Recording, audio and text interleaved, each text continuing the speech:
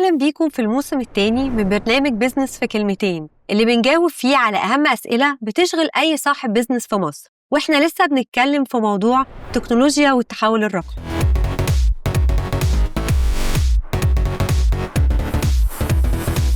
ال AI دلوقتي بقى موضوع الساعة، وهو فعلا يقدر يساعد في حاجات كتير في المهام اليومية للشركة، وخصوصا لما تكون الشركة صغيرة وبالتالي عدد الموظفين بيكون محدود والمهام بتكون كتيرة جدا. فممكن ال AI يقدر يعمل market surveys، ممكن يعمل تقارير دقيقة جدا وبمنتهى السرعة، وبالتالي نقدر ننجز كل المهام بتاعت الشركة بعدد موظفين أقل، وبالتالي تكلفة كمان أقل.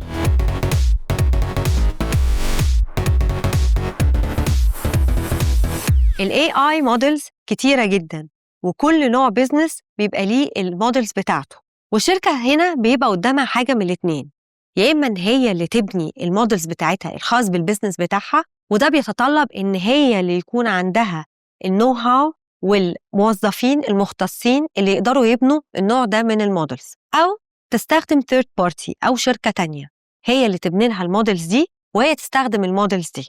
وهنا بيجي دور البنك، هو ممكن يقوم بدور الثيرد بارتي. يعني مثلا لو شركة مايكرو فاينانس وبتبقى عايزة تبني كريدت سكورينج موديل، فبدل ما هي اللي تبنيه وممكن يكون ما عندهاش الكاباسيتي دي لو شركة صغيرة، البنك يقدر إن هو يبني ال AI موديل ده ليها وهي تقدر تستخدمه عن طريق ال APIs، وبكده الخدمة تقدر توصل لعملاء الشركة، والبنك هو اللي بيقوم بإدارة وتشغيل وتوفير الخدمة.